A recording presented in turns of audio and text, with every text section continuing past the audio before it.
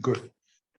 Well, thank you very much, Gayatri for inviting me to moderate this session on what should be the possibility of bilateral discussion between US and India during Prime Minister Modi's visit. And with me are some very formidable people. Of course, Ambassador Deep Kapoor has been a long-serving foreign service official, and I'm particularly being just a journalist, daunted by his presence. Thank you, Ambassador.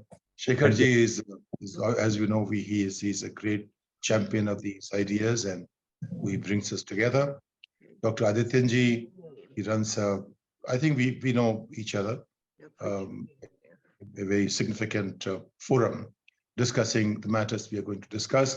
Ramesh Kapoor is a friend and neighbor in Massachusetts, so he is well known to all Democrats and his adversaries alike. And he has just recently done something amazing, which we can talk about later. That said, this is a very momentous, you can say, time in terms of our Prime Minister's visit to the US as a state guest. I think I remember when Dr. Manmohan Singh was invited as state guest. Now Prime Minister Modi has been invited. It only tells us about the role of India in the global emerging relationships and the way things are being shaped in the times that we are witnessing now, which is very different from just about a couple of decades ago. In this context, my point is very simple. Whenever we talk about India and US, we talk about Quad, where we meet as two nations. We talk about G7, where India gets invited. We talk about G20, where India is a legitimate member. We talk about other forums, United Nations. We talk about a number of issues that keep coming up. We talk about visa. We talk about defense pacts. We talk about what Ramesh is doing in NATO Plus, including India. And those are the kind of normal things. But if you look at it from global leadership point of view, are these the issues, or we can look at larger issues of culture, economy, politics, and etc., rather than just strategic. So bilateral relationships between the two countries, the way a diplomat sees may be a little different from the way a common man sees. And my goal here is to basically somehow get both perspectives together. That said, I think in this forum, I should request Shekharji to set the ball rolling, and I'll call on him to, in 5 minutes, share his perspective so that we can get the sense of the direction that we should focus on. Shekharji.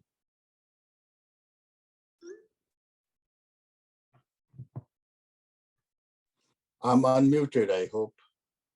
Yes, you are muted now. Yes. You know, I always wonder what happens. Your bandwidth sounds a little low. I'm not able to see or hear you. I'm able to see you. You can see me. I can't hear me, right?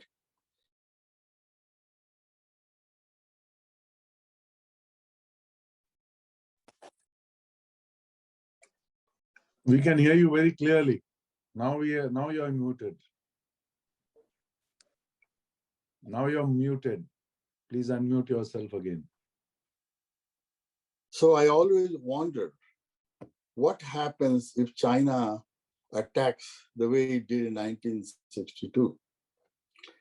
Now, we had a Zoom seminar some times ago, and we asked everybody a question that if China attacks India, will Russia have India's back? And everybody said no. In fact, they added that even the United States will not come for the rescue of India. So what do? We had a humiliating defeat in 1962. Now we claim that we have a very powerful Navy, powerful Army, powerful Air Force. I said, that's very relieving that we have a lot of good things working. But what happens if China does attack? In my opinion, China has no obvious reason to attack India. China is a pretty clever state. It has to have something to gain by attacking India, and doesn't have. But there is a one scenario which we are all leading to, where the United States and China is coming to a point, there may be a war on Taiwan. Taiwan has a precious semiconductor industry where chips are used everywhere, everywhere. So United States cannot allow the China to take over the Taiwan. Now, if they does, China is not territorial. People believe that China is a territorial. I don't think it's a territorial. It's about power. And Chinese understand the nature of power and display of the power. So they will go after Taiwan just to prove the United States is no longer the world leader. And if they do, what happens? All the ocean fields needs to be covered. All the land fields have to be covered. India has the largest land connection with China. So China may be worried that India will engage China on the border. They have already empowered, the Australia with the nuclear submarine. If it's not ready, then they'll give them submarine. But Japan has also the capability to do. But the only thing missing is the land one, which is United States is not guaranteed that India will show up. So then the war becomes very interesting. That's where Quad was formed. Quad was formed just to make sure that India is also a part of the war. But if there is a war, gentlemen, let me tell you, that's the day India will find out its own defense capability. Fighting a war against Pakistan doesn't. But if you fight against China, you really know how strong you are. Some of us have been telling that India is very weak. It cannot build defense equipment. It takes 50 years to build it. And even then, we don't know it works. Most of the technology are old, came from Russia. And we don't know. Russia has not fought a war. So we don't know it will work. So the question comes that what should Prime Minister talk to President Biden? Now, if India is wise, it will take lesson from Germany and Japan. United States destroyed both the countries in the Second World War, yet went out and poured money and rebuilt those countries. Now, India's biggest need is not fighting war. India's biggest need is fighting a war of employment, fighting a war for food. We have 500 million people who have no job, and they are between 25 and 35. You think India needs a war? I don't think India needs a war. India needs to take their savings and put that in growing the economy. And Pradeep ji has once confirmed me that if economy is taken care, we can have the defense. Right now, not even 5 million of India's budget goes to defense. On the other hand, China is 150 million. United States, 680 million. We don't have the money to spend on defense. So economy is first and last. And who can help us grow the economy? Only one country, the United States of America, where we live. So I believe that we should start focusing on economy. And if the Prime Minister wants to focus on economy, he has to do everything to grow the India economically, bring more investment into India, more all the technological prowess this country has from Indians, bring it back to India. So it is very important to talk about a mutual defense, because once you take care of security, you can spend time and money and energy on economic growth. But right now, India is not in situation to focus on economy. The population has grown to 1.4 billion. The unemployment is 500 million. 300 million Indian goes to bed without eating anything. We cannot afford to put our energy on defense. So Shekharji, we need an umbrella. And that umbrella can only be found with the United States. thank you, Shekharji. Let me ask Rameshji, because point is well taken that you are asking for no war and focusing on economy and growth and getting ready for having the right muscle to go to the next stage. Rameshji, you're trying to act in that direction. Can you hear me? Please unmute yourself, Rameshji. Rameshji.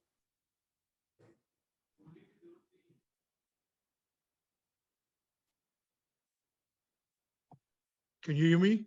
Yeah, you can hear me. Okay. Thank you. We have met all the prime ministers on a one-to-one basis, small gatherings. And Narasimha Rao, we met him also. And he made a very interesting point what Shekhar is saying. He asked all his generals, if China attacks us, okay, what is our capabilities? And all his generals said that give them the keys to Delhi, quote unquote. Okay, sorry. I don't think India has progressed to the point that after Narasimha Rao made that comment. Right? So the only I always say, never lose an opportunity for crisis. Okay. And at the present time, there's a crisis in US-India relationship because of Ukraine. This was a testing ground. Can they count on United? Can United States count on India? Can India count on United States? And India, the reality is, did not come through by even 5%. All right. Now, what the part of the problem has been is that United States is also made mistakes. Okay, that the comfort level wasn't there.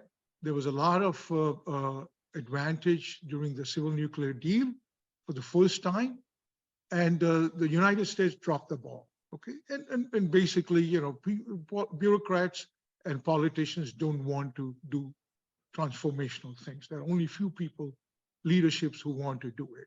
And the area that United States dropped the ball is that we got, McCain was our champion. We got him excited about NATO +6, okay?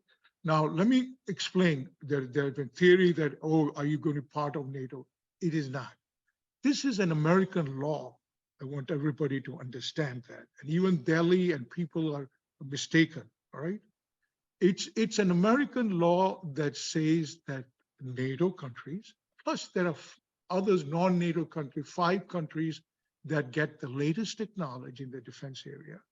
They don't have to wait go through the committees and Commerce Department, everything. They will get the latest technology in the defense area. All right, whatever they want. Okay, there's no waiting period, and with that comes intelligence and other things. It's a starting point that United States saying, other than saying India is a major defense partner and all this lollipops that they start making. For the first time, we have an opportunity to change the law in the National Defense Authorization Bill, and we do it in the NDAA because everything passes in the NDAA 2024. We have the best opportunity at the present time. All right. Now, what we were able to, it was all different reasons. First, it was Hinduism. was human rights, or it's not the right time, everything. Those were all the excuses that were made by the American side, the key leaders that were there. So now with this crisis that is there, like I said, where everybody has realized that they really need India, and they can't they can't give them lollipops, and they can't take them for granted. All right. And this is the right opportunity to do it. And that's why we were able to do is, and we have learned also, US-India Security Council has learned how the sausage is made over here, how the things get done. And over the time, 6 years, we have learned that. So we were able to put that in the China. Fortunately, and this is where Indian Americans become very important. This is why it's a key thing to get our kids elected in the House, write our checks, support them. What I did is that the China committee opened up, and Raja reached out to me, and I got him 3 votes: McGovern, Meeks, and Kathleen Clark, who is my congresswoman. We got the support, and he got elected as a ranking member of the China committee. With that, okay, instead of, we sit down over here, we moan and groan about every minor thing about our own DNA. Oh, Roe didn't do this, Kamala Harris didn't do it, and this person didn't do it, and everything. The reality is, at the end of the day, they are the only people are going to stand on India when times are tough, because their chamari is always Indian American and will be, right? I want you to know that. So we were able to put that into the China committee, okay? Nobody knew about it, quietly put it in, okay? And it got unanimously passed as a suggestion with other 14 things. India was part of the suggestion. Now, once that got passed, okay, now we can go to the key people, which we have next 2 weeks. I've set up meetings with them. That look, it is a bipartisan thing. Let's put it in the NDA 2024. All right. And they will have pressure. Not only that, we are pushing. Now we realize that every person, every chairman in the NDA has one ask. They have to ask one thing. Nobody refuses that ask. And the reason is that because if you refuse somebody's ask, he will refuse your ask, your goodie. Okay, all right. So we have now pushed. Raja, with his chairman, is going to ask that it be put in the text of the NDA, not as an amendment, in the text of the NDA on the House side. And now we have Mark Warner's people are saying, and always, he's the chair of the committee on the India committee, but they have never asked in the NDA. No chairman has asked one ask. His staff has said he will ask. I haven't got from his lips. I'm meeting him, and I will ask him for the one ask. And once this ask is done, and it is put in the body of the NDA, then this will be passed. Okay, and this is our law, by the way. It has nothing to do with India. All right, India has nothing to do with its law. It's our law. We have to change it. But we did get a clearance 6 years back from Parikar, was our biggest supporter. We got the green light from there. Dowal, we got the green light from there. And the PM got the green light from that. And when we had our small meeting of 5 people that we met him, he said, they're trying to sell us toys, the defense. He says, I mentioned to him that it's not that they don't want to sell you the latest technology, but it's our law. Unless our law is changed, you will get promises and you will never get that. And he understood at that, okay? So these are what the champions of that. But now you have also on the Indian side, the bureaucrats that made it, are making it difficult. And also, believe on the American side too, okay? 6 years, I know the American bureaucrats, okay? They're no different there. So this is what I'm saying is this is the opportunity that we have to do it. Now, what Shekhar has come out with a great idea is that this is an opportunity now that the principles are over here, everything is softened up, and everybody is looking and the way the reality is and the way the India played the cards in Russia, America gives the opportunity to go beyond, which is what we are having a conference over here, by having a security relationships more and more. Peace through strength, all right? Okay, and everybody mentioned the Marshall Plan and other countries, so they don't mention that we built China. Okay, Yes. let's not forget, and we can build India also. Thank you, Rameshji. Thank you. Adityanji, may I ask you to look at the issue from what should the Prime Minister do? I think Shekharji has talked about a larger issue. Rameshji has brought in the details of how policies are made. If you can bring in how Prime Minister should handle this, that'd be great. Dr. Aditya. You have to unmute yourself, please. Yes. So let me first of all thank Shekharji and AIPF for inviting me for this forum. This is the first time participating as a panelist in this forum, so my thanks. The previous two speakers have brought very profound issues. To a large extent, I agree with their analysis, but there's always another viewpoint, and I think we need to keep that in mind.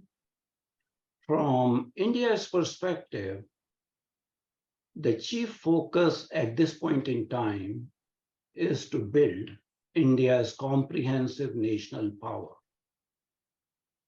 And that requires actually domestic reforms, which have been going on for the last 9 or 10 years. And Prime Minister has worked very ably trying to dismantle certain regimes, trying to change certain attitudes, reform practices, to the extent that, the bureaucracy has been also chastened by the Prime Minister. There was people who were fired and all that sort of thing. Over the last 20 years, India and US have gone in a very positive direction with each successive administration. Till 1998, there was no defense trade between India and United States. Now, United States is the 4th largest provider of ammunition and weapons to India. We have gone through various stages, but as Rameshji mentioned, that there were artificial barriers, whether it was human rights, whether it was goalposts set about Hinduism or other domestic issues about India. There was a talk about, not signing the basic foundational agreements, 1, 2, 3 agreement. So experience is that there has to be some change in thinking. These are two large countries, very proud countries. One is the civilizational country, and other is the sole hyperpower. There will be some give and take. There will be some mutual understanding. I can tell you that from India's perspective, the attitude you are with us or against us, that attitude will not work. And in the past, that has been the basic barrier to furthering bilateral relationship. And as I talked about comprehensive national power, India would very much like help from United States. And that help would be in building up India's economy. That in international arena may mean United States supporting India's entry into APEC, Asia-Pacific Economic Conference. In fact, United States is hosting it in November of 2023 in San Francisco. India has been an aspirant. India openly actually staked its claim for participating in APEC, and India was denied consistently for various reasons, and United States did not support actually in 2014 and 2015 when India applied for it. The other confidence building measure on part of United States could be actually integrating India into G8, not just as a permanent invitee or occasional invitee. India is the fifth largest economy at this place. So these are the kind of confidence building measures that will help India regain its, place in the list of world economies. India's GDP is rising consistently. It is expected to surpass that of, Germany, and might become the third largest economy. So that is the place where help is needed. India of 2023 is not India of 1962. China, beware. China has not fought a war since 1979 when it had a skirmish with Vietnam and it got a bloodied nose. Yes, China has built up its military, modernized its military, but India has also transformed. So yes, there is a possibility China may act here and there, but it's not going to get the response of 1962. From India's perspective, and I'm going to quote, this is not the era of war. I'm quoting somebody very important who said it publicly in a public forum in SEO to a very famous world leader, and didn't have any inhibition in saying that. That reflects India's intent. India will continue to exercise its strategic independence while safeguarding its interests. And my characterization of India-US relationship is that it's an ongoing relationship. There will be some, mutual understandings. There will be some mutual differences. We share certain common ideals, but we are in different geographies. Unfortunately, India cannot choose not to be neighbor of China. So there is a compulsion there. In that scenario, the geopolitical responses of India are not going to be in unison with United States geopolitical interventions or priorities. And I think US needs to understand that.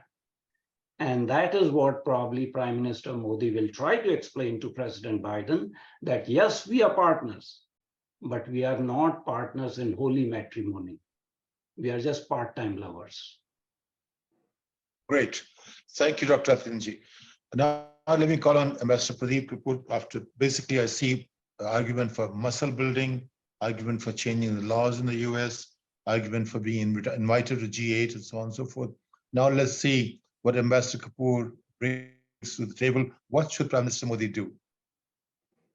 Thank you so much, Satish ji. The topic before us today is, should the US and India also discuss bilateral security alliance? The answer, including by the three panelists who have gone before me, is yes, of course. There is no two ways about it. Only the contours have to be defined very clearly. And why do we all say that? Because we feel that it will work to the interests of both India and the US, and also of the world at large. The world today is poised at a very critical juncture in its history. We have gone through a devastating COVID, which was absolutely earth-shattering, impacted all the countries of the world. We are still going through the Ukraine-Russia war, which has impacted again most of the world and the most of the global economies. China's aggression and the threat on Taiwan, also the threat of terrorism, threat of climate change, coming together of the Islamic jihadi and the leftist Marxist forces working together with the wokes, which are both working together for breaking, breaking America forces and the breaking India forces, which are overlapping at this point of time. So how will this alliance help? First of all, it'll provide a free and open Indo-Pacific. It'll provide security on the India-China border immediately. It'll deter China from its other aggressive stances and actions, including in the threats in Taiwan. It will foster sharing of intelligence between India, US, and the US partners, including the Five Eyes countries. It will boost very significantly defense cooperation. Defense cooperation is already going on very well between our two countries, but an alliance like this will further boost it very, very significantly. It will boost economic cooperation uh, between our two countries. India is already the major driver of the global economy. Maximum UPIs in the world are happening in India today, which is almost 35-40% of the global UPIs. It'll boost technological cooperation between our two countries. It'll boost trade, it'll boost investment. Other areas which will also get a massive fillip with this sort of alliance is the cyber security area, the area of space and space security, maritime security, nuclear security, with failed states like Pakistan becoming a very, very major threat in terms of denuclearization requirement. Now, what are the learnings from the past? The trust factor. Both countries need to further augment the trust factor, mostly at the official level, the bureaucratic level, and the political level. At the diaspora level, there is already phenomenal amount of trust, and this can play to the benefit of both the countries. The alliances of the past, what have been the drawbacks, and why has India refused to get into any alliance with any country? Those factors are also very important to understand. The India-Soviet Treaty of Peace, Friendship and Cooperation of 1971 was a landmark treaty for India, which helped India very significantly during the problems with Pakistan and the creation of Bangladesh and the India-Pakistan War of 71, and deterring the US naval forces which were parked just outside in the sea in Bangladesh. Public opinion is another very important factor which has to be molded in both the countries to support this sort of alliance. The lessons which are possible to learn from the downsides and the fissures in NATO or in ANZUS or in the Quad or in AUKUS, the Australia, UK, US alliance, would also provide very, very important guidelines for this. As it is, India and the US have many shared values. I do not want to get into those. Those are, repeated ad infinitum by a lot of people. So this alliance, in my opinion, has to be a living document. It has to have a lot of flexibility to adapt to evolving threats and challenges. And there has to be a lot of trust and communication, non-stop communication between the two sides. What are the other related aspects? Well, some of it have already been mentioned, but I'll mention some more. The US has to go all out and ensure that India becomes a permanent member of the UN Security Council. There's no doubt about that. There's no question on that today in anybody's mind. Also, G8, as mentioned by one of the panelists just now, the diaspora of India and the US, like we have here itself, some of the representatives, Shekhar ji, Adityan ji, Ramesh Kapoor ji, and a very large number of others are, of course, playing a very significant role, and their role will only increase with such an alliance. And they have to be encouraged to foster that alliance and to foster India-US relations across a whole range of areas. For the US, there's also the aspect of the biggest market in the world, which is currently and the future prospective market, the rural India, with a population of about 900 million, which is more than the population of the Western world or US or the Northern American and South America populations combined, more than Europe or more than the whole of Africa combined. Also, India, the de-dollarization which is happening because of sanctions, the impact of this alliance on securing the US economy from further deterioration. We find banks failing in the US. We find so many retail shops and organizations closing down, many more under the threat of bankruptcy, threat of recession. The inflation is so high. So all those economic challenges which the developed world is facing and which US in particular is facing, to some extent will be mitigated with this alliance, which is going to be a very significant factor for the US. India has a very strategic location. Now, if US has to have its outreach into the Indo-Pacific, what better country than India? We have Andaman Nicobar, which is right next to the Indo-Pacific. It is in the Indo-Pacific. There's also the, strategic lanes which India dominates and can control even more with a strong alliance with the US. Now, if I just look back at what do the two militaries bring to the table? Oh my goodness, that's absolutely phenomenal. They're some of the strongest military forces in the world today, amongst the top 5, if I have to list. US, India, China, Russia, and I don't know who else, because they are the topmost with the maximum amount of power, military power. India is also being looked at by the Congress for becoming part of NATO Plus. That will be a good step in the direction of having this alliance. And 4 foundational agreements have already been signed between India and the US. So I personally think it is the opportune moment for the India-US relation to become the defining partnership of the 21st century and take the world to a better place. And what better than having a very strong security alliance between the two countries?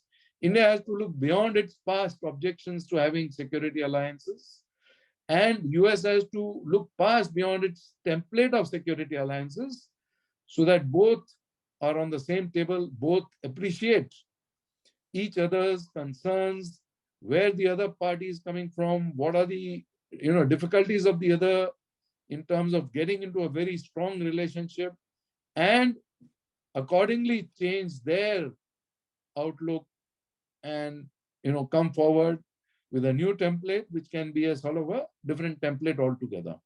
I'm Thank going you to very stop here. much. Thank you very Thank you. much. Thank you, Mr. Kapoor. So you talked about a new template and you talked about number of facts. I would say, the facts have been known all along. All these, when you point out, it's not that people don't know. The question is, how do you present them? Second, the question is, when there's a peacetime agreements tend to be very different from when there's a crisis. 71 was a crisis situation when India could, get to the kind of a very significant agreement with Russia at that point in time. So the question is, this is a peacetime situation. We've heard that there's a question of, this is not the era of war. That's perfectly there. But let's not forget, our strength is on the one hand phenomenal. On the other hand, we are only 1/10 of American economy compared to China, which is about to surpass US economy because of its the growth that America basically sponsored in that country. The question is, on every front that we have in terms of our facts, there are issues on both sides, and that conversation has to be had in a, like you said, new template or whatever the template may be, that environment, a new conversation, same facts. How do you initiate that? From that, I would request this time 3 minutes each, Shekharji. So the same facts, new template, and how does the Prime Minister's visit and the state guest trigger that? Is there a way that we can advise that it can be seen? 3 minutes. So history does not give us many opportunities to do great things. After 550 BC, this is the opportunity has come. Last time there was a sannyasi with a bold vision was 550 BC. His name was Vishnu Sharma. Once again, we have a sannyasi with a bold vision and a strategic thought in India. And he's coming here. and he's going to meet the American president. Now, if you really want to do something, focus on one thing, not everything else. Guru Drona asked Arjun, what do you see? He says, well, only the eye of the bird. Same way, the most important thing India is facing, we can talk about GDP a whole day long, unemployment. Unemployment and the growth of the population is killing India. No matter what we do, how many army we do, if those things are not contained, India is not going anywhere. See? So now, how do you deal with unemployment? The only way is to grow job, manufacturing, and that can only be done by the country which did it to China. Ramesh rightly said that China was also built by the United States, not only Japan and Germany. So we need help to build India. To contain the unemployed, 500 million people without job. Can you sit down and imagine this phenomena? And this is the only country can do, but it cannot do. It cannot take its own resources and get rid of unemployment. Because one is being deflected in the security on the Chinese border and Pakistani border. So it needs the security to be taken care of. And the only way to take care of the security is join hands. Like all the developed countries have done, Germany, Japan, France, all of them has come to some defense alliance. And there's nothing, no ego is hurt just because I'm part of the alliance. They're already in part of the alliance with Russia. So if you can have an alliance with Russia, why can't we have anything with Japan, Germany, all of them? Now, and Ramesh rightly explained, NATO plus does not mean a part of being NATO. It's basically a tech trade that has been cleared. Now, every time there is a new president, we don't have to go and beg him to give India, the defense technology.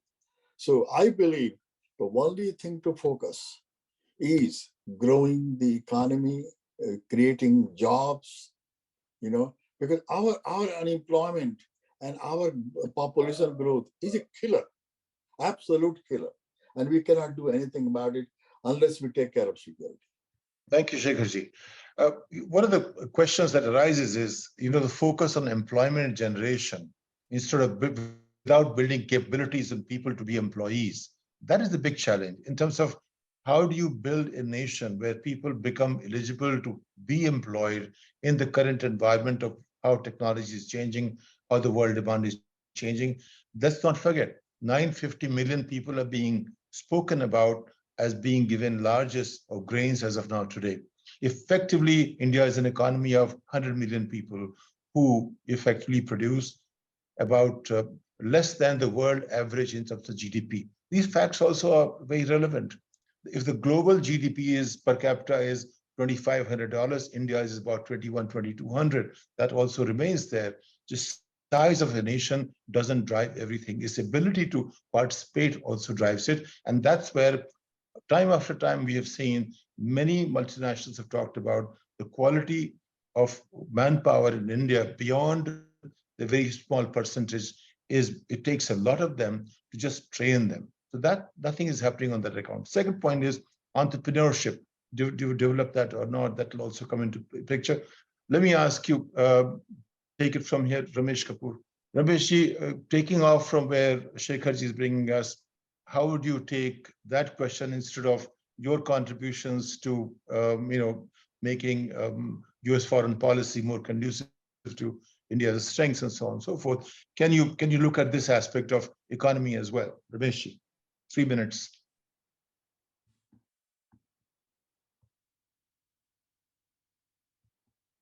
You have to unmute yourself, Ramesh, Okay, please. okay, unmuted now. Okay.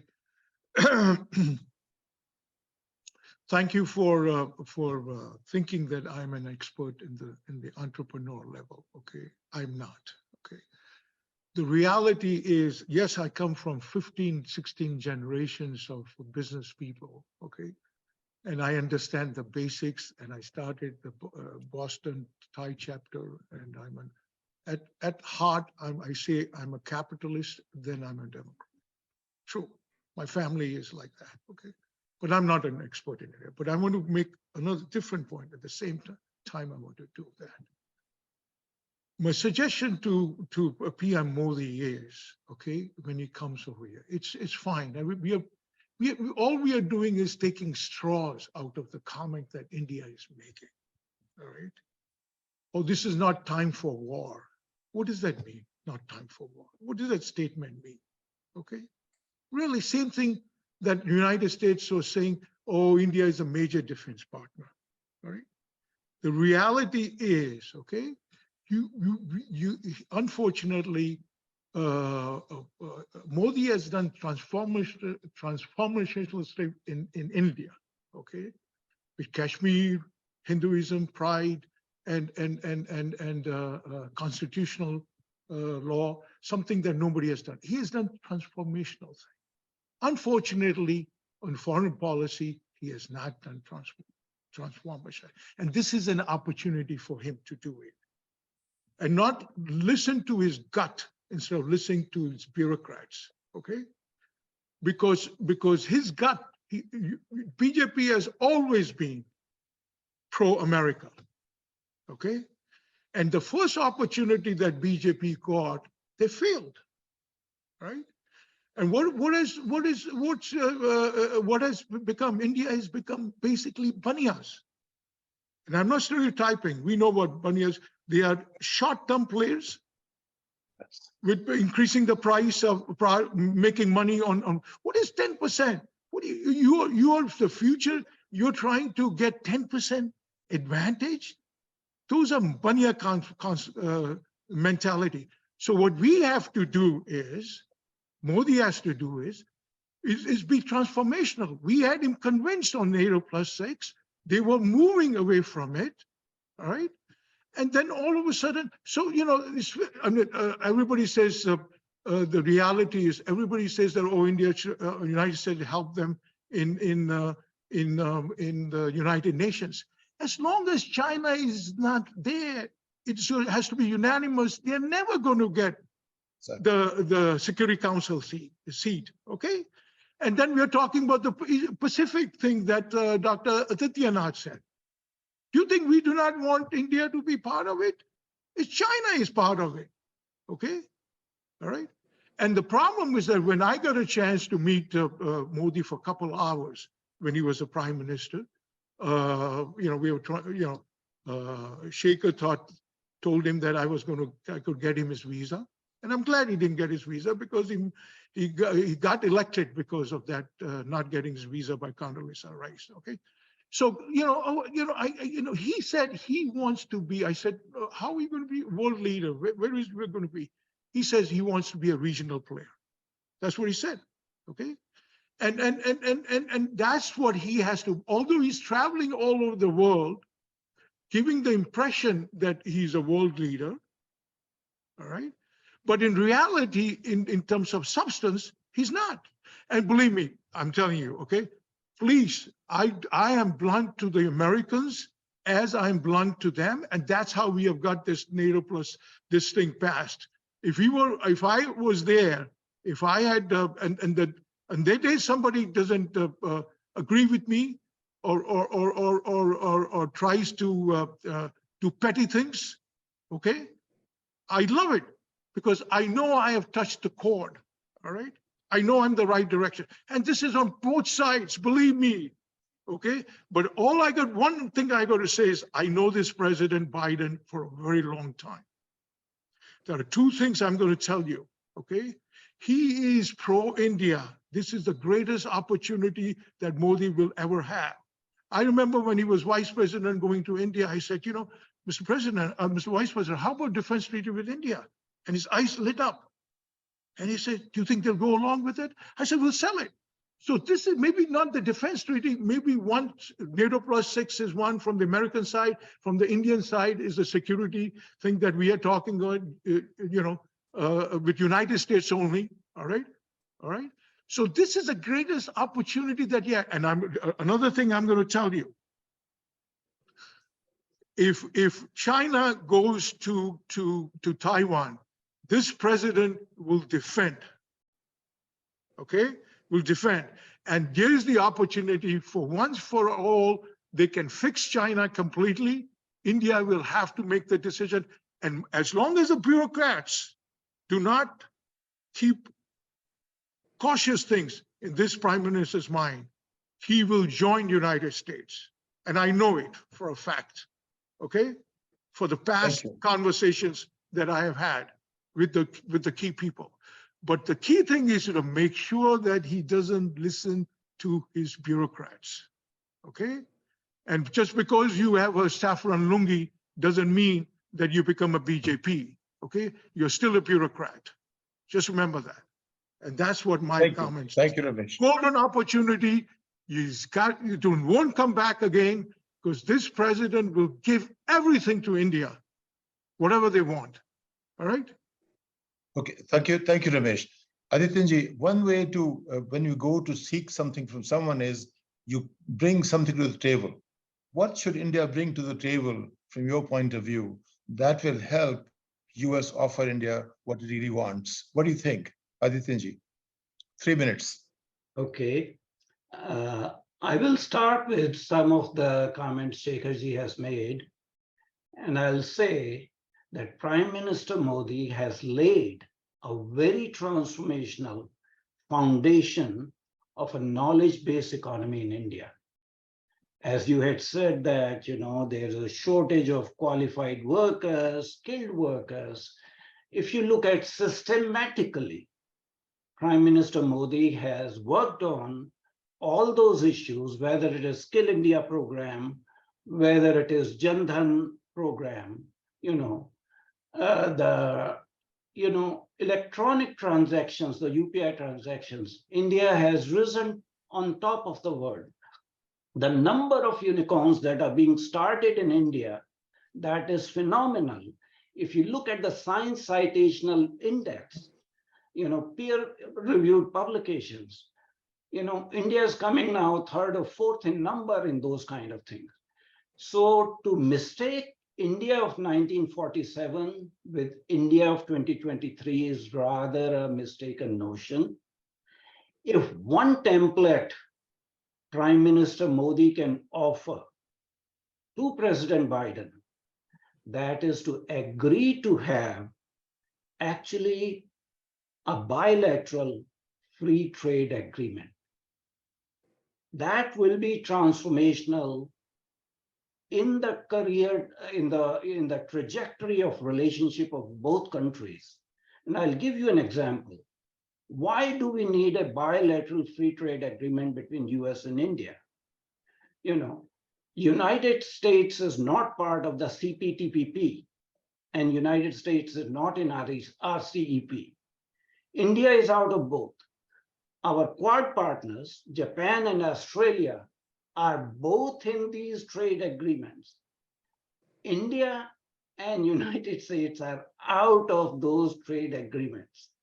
And if we can get our act together and sign a bilateral free trade agreement, that will boost the economy of each other. United States will get a market of 1.4 billion people with a prospering middle class, which is increasing day by day. At this point in time, reckoned to be 500 million people in middle class. So despite the COVID pandemic, despite government's need to take welfare measures to provide free rations, at least we didn't require PL 480. We did not have to go with a begging bowl. We were feeding other nations at that point in time. So India has inner strength and resilience. And the way we can actually supplement each other is in economic realm by signing a bilateral free trade agreement so that we boost each other's economies. United States cannot continue to have China as the manufacturing factory. India would be available, and having a bilateral free trade agreement would be a new template by which we can define the relationship to higher levels. Thank you, Adityaji. This is Gopal Khanna. May I interject? I'm one of the listeners. We've got only 4 minutes left, 5 minutes left. Can I bring you in a little later? Just one second. We have only 5 minutes left. All right. We can go longer. we can Yeah, go longer. Mr. Kapoor, my request will be, he talked about, Radityanji, about free trade agreement. There's a talk of services agreement as well, free movement for services, etc. What do you think is more important? Is it the services or the trade? Ambassador Kapoor. Well, both, of course, very simply, because I have dealt with a lot of these FTAs in my working career as a diplomat in different countries. So what is required between India and US is not an FTA. It is a comprehensive economic cooperation partnership or a comprehensive economic cooperation agreement, which is called a CECA. So that is what is required, which includes goods, services, and many other things, protection of investments and no avoidance of double taxation, which already exists, etc., etc. So that is what is required between the two countries. And what I'd like to also point out here, if you permit me, Mr. Satish Jha, is that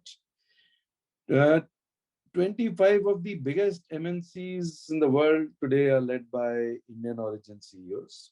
When India and US work together, there is a lot of synergy. And if I hark back to the first 2000 years of the world, for the first 1000 years, the contribution of India to the global GDP in purchasing power parity terms, as per the Economist and the International Monetary Fund and Angus Madison, was 1/3 of the global economy. For the next 500 years, it was more than 25% of the world economy. There are a lot of economists in the world who are now stating that the biggest economy will be India by 2050. Now, we cannot ignore all those facts.